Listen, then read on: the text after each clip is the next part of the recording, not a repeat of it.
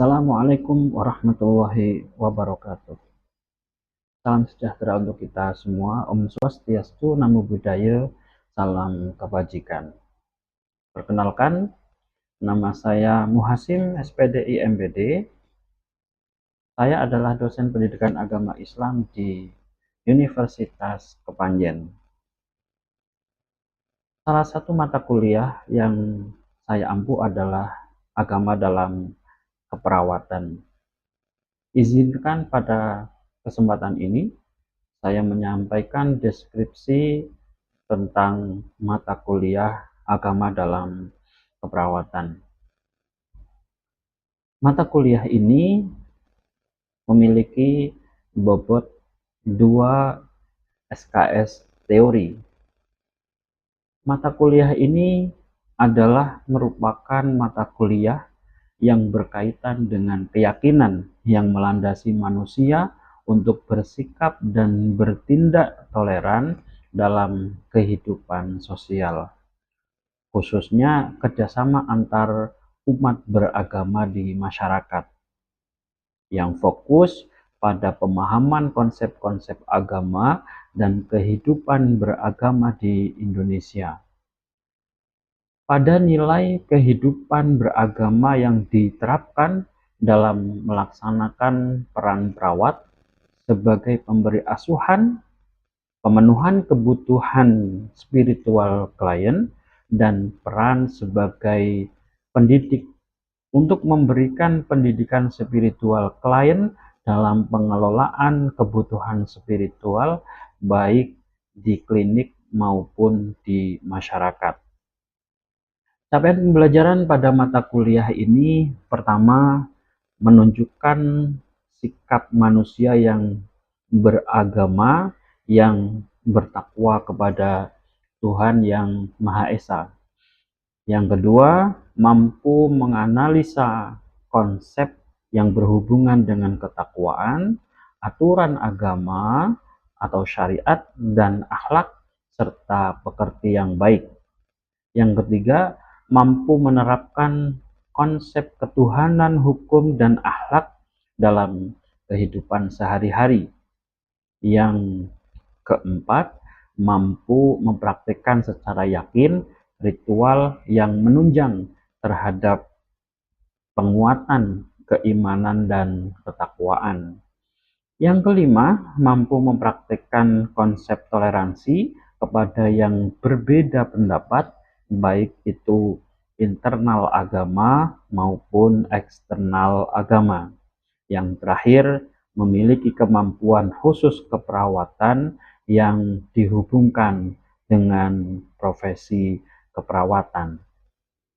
Capaian pembelajaran mata kuliah atau CPMK pada mata kuliah ini adalah yang pertama, mahasiswa mampu menjelaskan konsep agama dan kehidupan beragama. Yang kedua, mahasiswa mampu menggunakan konsep nilai dan keyakinan agama meliputi pendampingan klien saat sakit, tata cara beribadah dalam kondisi sakit. Yang ketiga, mampu mengaplikasikan konsep toleransi dalam bermasyarakat, bernegara, maupun dalam profesi. Yang keempat, mampu menjelaskan hubungan antara agama dan iptek.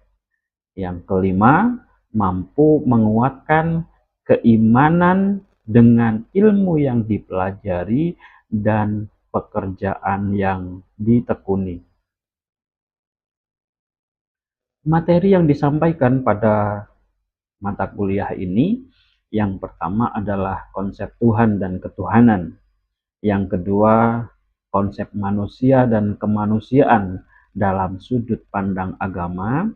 Yang ketiga, konsep toleransi beragama. Yang keempat, konsep agama dan negara.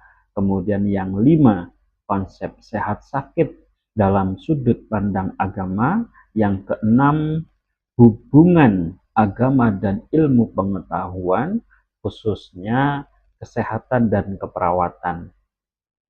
Yang ketujuh, materi kuliah adalah konsep profesi dan pendidikan anti korupsi dalam sudut pandang agama. Yang kedelapan, konsep Islam rahmatan lil alamin. Proses pembelajaran pada mata kuliah ini ada dua model. Yang pertama adalah daring, kemudian yang kedua adalah luring. Proses pembelajaran secara daring dilakukan melalui e-learning Universitas Kepanjen, di mana di sana dosen bisa mengupload terkait dengan RPS, materi kuliah, dan soal-soal evaluasi. Dan mahasiswa juga bisa mempelajari di sana, kemudian juga bisa melakukan diskusi di e-learning Universitas Kepanjen. Sedangkan untuk pembelajaran secara luring dilakukan pembelajaran di kelas. Metode pembelajaran yang dipakai adalah metode pembelajaran yang aktif, yaitu PCBL, dengan beberapa metode, diantaranya adalah ceramah, diskusi, tanya jawab, dan demonstrasi. Untuk evaluasi dan penilaian dilakukan dalam beberapa hal. Pertama adalah penilaian proses, kemudian yang terakhir adalah penilaian hasil. Penilaian proses terkait dengan keaktifan dan tugas-tugas kuliah. Sedangkan hasil output melalui UTS dan UAS. Untuk persentase penilaian ini sudah disampaikan pula kepada mahasiswa pada saat awal perkuliahan melalui kontrak perkuliahan, di mana keaktifan adalah 20%, kemudian tugas-tugas 20%, UTS 30%, dan UAS 30%. Demikian deskripsi mata kuliah yang saya ampu. Selanjutnya, mari kita saksikan bersama video pembelajaran secara luring di kelas. Terima kasih. Assalamualaikum warahmatullahi wabarakatuh. Baik, teman-teman sekalian, pada hari ini kita membahas terkait dengan Islam rahmatan lil alamin, dalam artian Islam itu sebagai rahmat bagi seluruh alam. Ada tiga hal pasti yang nanti akan kita bahas terkait dengan Islam rahmatan lil alamin. Pertama adalah Islamnya, kemudian yang kedua adalah rahmatnya, kemudian yang ketiga adalah al-alaminnya, gitu ya. Membahas tentang ini CPL kita mempraktikkan konsep toleransi kepada yang berbeda pendapat, intern maupun ekstern agama. Nanti ada hubungannya dengan rahmat bagi manusia, itu nanti ada hubungannya dengan toleransi. Kemudian untuk CPMK kita mampu mengaplikasikan konsep toleransi dalam bermasyarakat, bernegara maupun dalam profesi. Kemudian mampu menjelaskan hubungan antara agama dan iptek. Karena terkait dengan alam itu nanti juga tidak akan lepas dari ilmu pengetahuan dan teknologi, juga seni pastinya. Kemudian untuk sub CPMK atau tujuan pembelajaran pada hari ini, yaitu mahasiswa mampu memahami konsep Islam rahmatan lil alamin itu yang bagaimana. Kemudian mampu menyebutkan dalil Islam rahmatan lil alamin, kemudian mampu menyebutkan macam-macam alam dan bentuk rahmatnya bagi alam tersebut. Kemudian mampu menjelaskan bagaimana agama menyikapi adat budaya dan kearifan lokal, seringkali mungkin bertentangan atau bagaimana gitu ya. Kemudian yang terakhir mampu menerapkan Islam rahmatan lil alamin dalam kehidupan sehari-hari. Ini alur pembelajaran kita, persepsi. Kemudian kelompok 5 tadi sudah menyampaikan hasil dari kerja kerasnya, yaitu makalah tentang Islam rahmatan lil alamin. Kemudian diskusi, tadi juga sudah berdiskusi dengan teman-teman sekalian. Kemudian diskusi kelas, nanti kita akan tanya jawab dan seterusnya, kemudian nanti refleksi, kemudian yang terakhir adalah evaluasi. Materi pembelajaran kita pertama konsep rahmatul alamin, kemudian dalil Islam sebagai rahmat seluruh alam, kemudian macam-macam alam, alam manusia, kemudian alam akhirat, alam hewan, alam tumbuhan dan lingkungan, alam jin, sikap agama terhadap budaya. Baik teman-teman, ada yang mungkin ini familiar ya, sangat familiar dalil ini, wa ma arsalnaka illa rahmatan lil alamin gitu ya.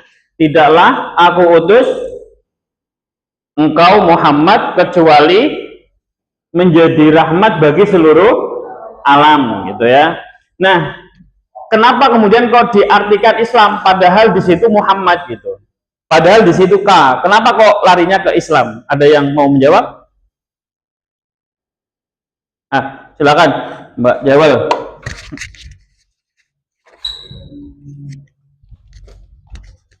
Kalau menurut saya kenapa Muhammad disangkut pautkan dengan Islam, karena Islam lahirnya setelah adanya Nabi Muhammad. Oke, karena Islam dibawa oleh Nabi Muhammad, mungkin seperti itu ya gampangnya. Ada lagi yang mau menjawab?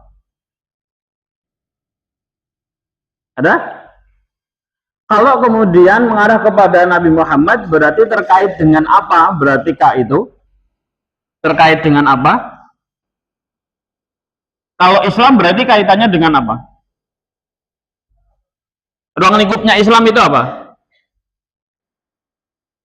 Apakah hanya terkait dengan ritual? Tidak? Kaitannya dengan apa? Universal. Apa itu universal? Terkait dengan apa? Mungkin Mas Soleh mau menjawab. Ya, mencakup apa sosial, terus kehidupan kita, pribadi kita dan lain-lain, universal pokoknya. Berarti Islam itu terkait dengan apa?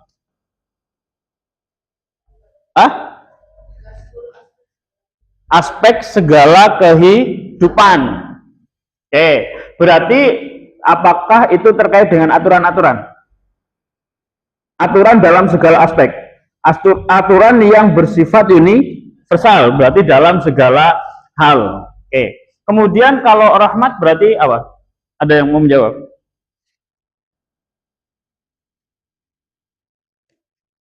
Rahmat.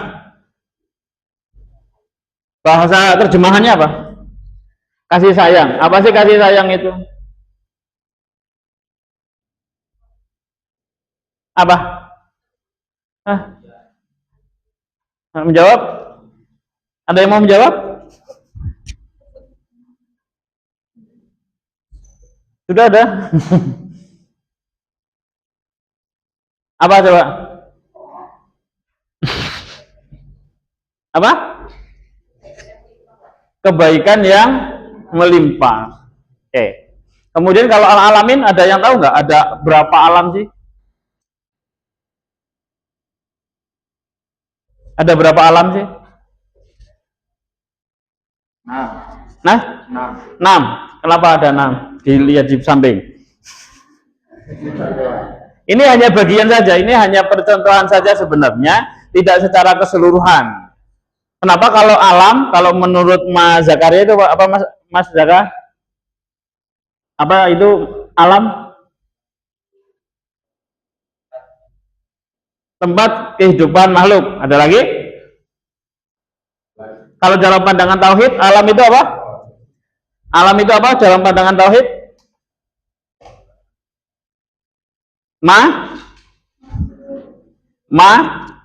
Siwa Allah.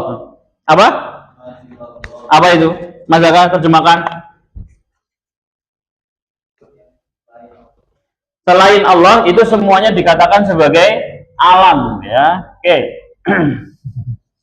Jadi terkait dengan Islam rahmatan lil alamin berarti kita bahasannya ada 3 paling tidak. Pertama adalah terkait dengan K-nya. K itu mengarah kepada Nabi Muhammad sebenarnya ya. Nabi Muhammad, tapi yang dibawa oleh Nabi Muhammad itu adalah Islam. Oke. Kemudian yang kedua adalah rahmatnya. Rahmat itu kepada kasih sayang. Kalau terjemahannya kasih sayang. Kemudian aplikasinya dalam bentuk apa? Aturan. Untuk apa? Aturan itu untuk kebaikan. Kemudian alamin apa tadi? Semesta alam berarti selain Allah. Kalau selain Allah banyak apa enggak? Banyak. Maka bahkan ada yang mengatakan Islam itu rahmat bagi seluruh alam, bahkan malaikat itu dikatakan juga mendapatkan rahmat dari Islam itu sendiri gitu. Oke. Kemudian kita bahas dalilnya. Ini yang paling terkenal. Pertama adalah wa ma arsalnaka illa rahmatan lil alamin. Kemudian malayarham layurham. Siapa yang tidak menyayangi maka tidak disayangi. Maka kalau ingin menyayangi maka harus kalau ingin disayangi maka harus menyayangi. Kemudian ar-rahimuna yarhamuhumur rahman, irhamu man fil ard yarhamukum man fis sama. Apa? Artinya orang-orang yang penyayang itu disayang oleh Allah yang Ar-Rahman. Maka sayangilah orang-orang yang ada di bumi, maka akan menyayangimu orang-orang yang ada di langit. Oke. Ada lagi? Islam itu rahmat bagi laki-laki dan bagi perempuan. Kenapa? Kalau laki-laki setuju apa enggak? Setuju lah, dari dulu rata-rata laki-laki itu adalah penguasa bagi perempuan. Tetapi yang paling fenomenal itu adalah pada siapa? Kepada perempuan. Makanya surat di dalam Al-Quran tidak ada surat Ar-Rijal, kan tidak ada. Adanya surat An-Nisa, perempuan. Ini menunjukkan kepada mengangkat derajat perempuan. Iya, tidak ada di Al-Quran tidak ada, ayat Ar-Rijal itu tidak ada, Az-Zukur juga tidak ada. Yang ada surat An-Nisa, itu perempuan. Kenapa? Kenapa seperti itu? Karena Islam memuliakan wanita. Memuliakannya bagaimana? Ada yang mau mengangkat tangan? Silakan. Nah, silakan.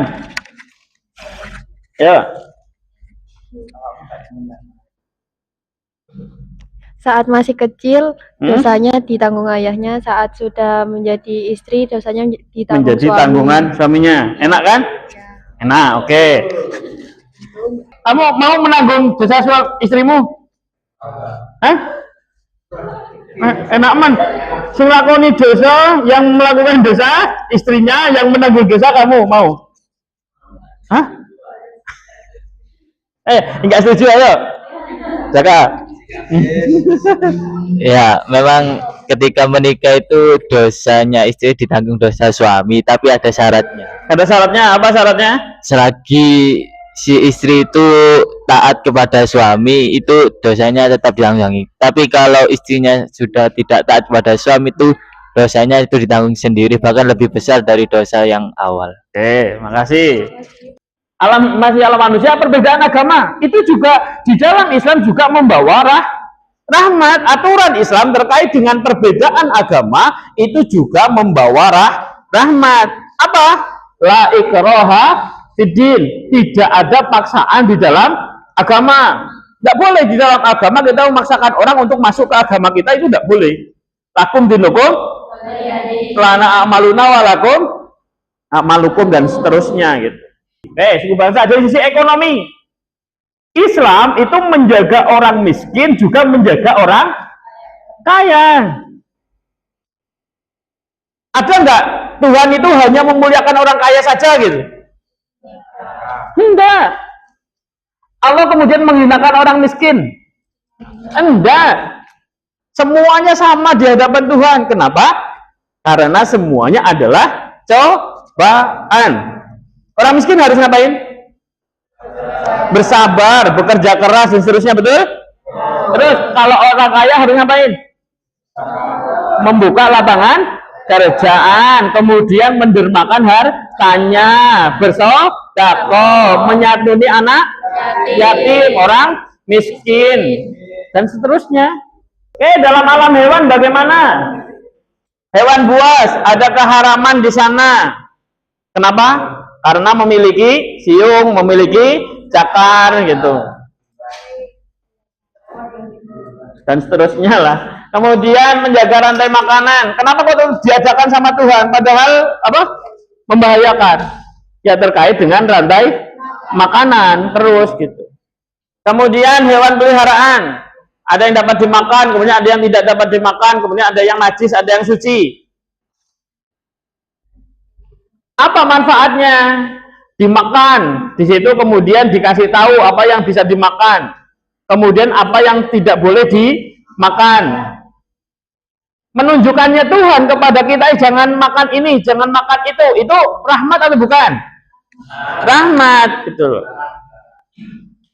Jangan makan babi, jangan makan terus apa? Jangan makan bangkai, jangan makan darah, dan seterusnya. Itu terkait dengan apa?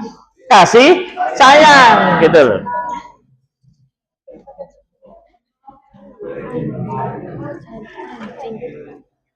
Dalilnya apa kalau terkait dengan hewan? Banyak.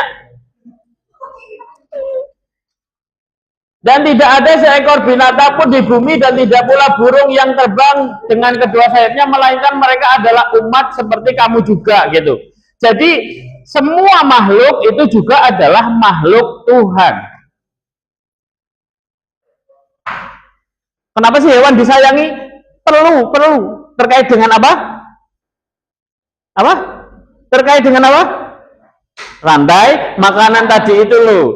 Kelestarian alam itu juga terkait dengan binatang. Hewan bisa jadi tanda apa enggak? Bisa. Tanda apa? Halo, tanda apa? Tanda bahaya, betul. Contohnya bahaya apa? Tsunami. Itu bisa memberi tanda. Bahaya apa lagi? Berikut juga bisa tanda kebaikan, apa? Pergantian musim. Apa itu yang bergerombol burung apa itu? Anong. Yang berpindah-pindah itu. Itu menunjukkan pada perubahan musim.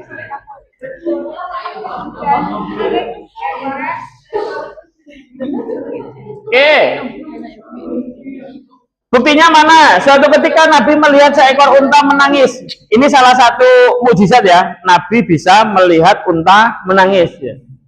Karena diperlakukan buruk, Nabi bersabda kepada pemiliknya, takutlah kamu kepada Allah dalam memperlakukan hewan ini. Jadi bisa melihat apa namanya hewan itu menangis.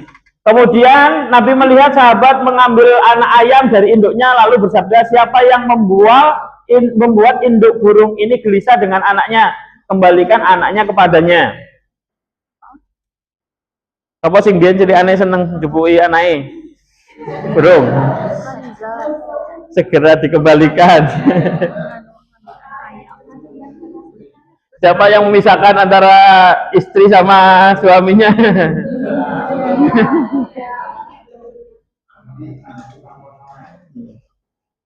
Oke.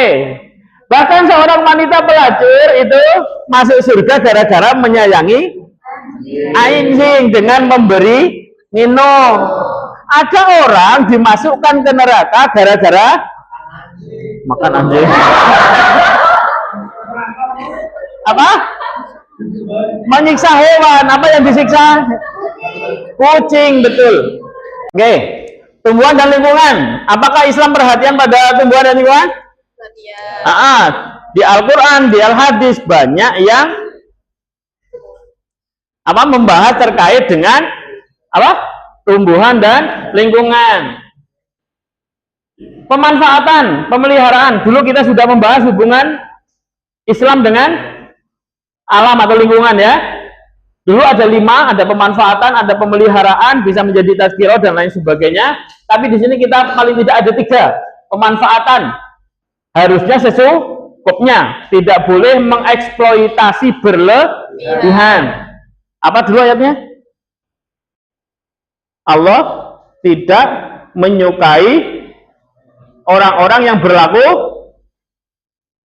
melewati batas. Innallaha la yuhibbul musrifin, gitu ya. Oke, kemudian pemeliharaan terkait dengan kelestarian ayat terkait dengan iman. Kita bisa melihat alam dan seterusnya. Jadi umatnya Nabi Muhammad itu tidak perlu umat modern untuk beriman itu tidak perlu mukjizat.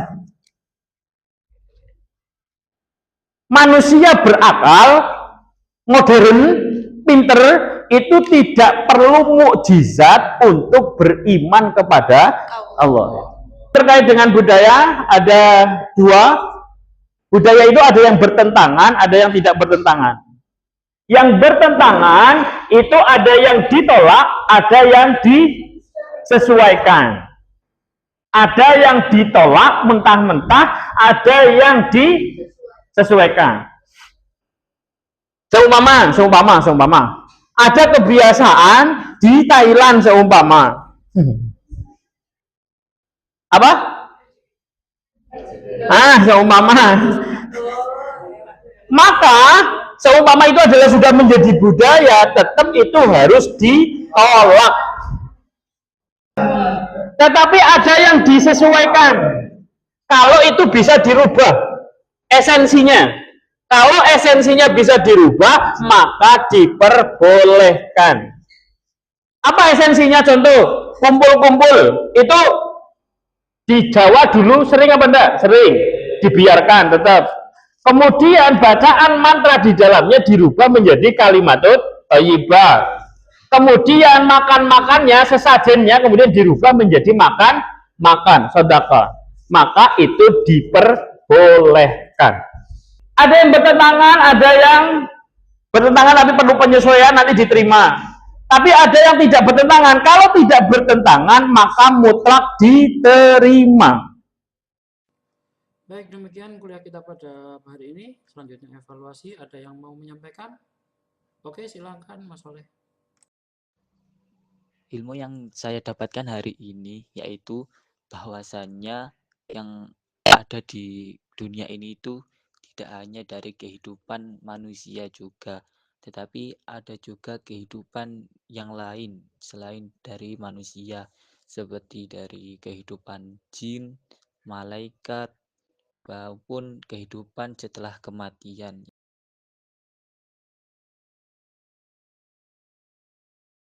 Hari ini, maka dengan begitu selesai kuliah kita pada hari ini. Mari kita akhiri dengan doa. Subhanakallahumma wa bihamdika asyhadu an la ilaha illa anta astaghfiruka wa atubu ilaik. Assalamualaikum warahmatullahi wabarakatuh.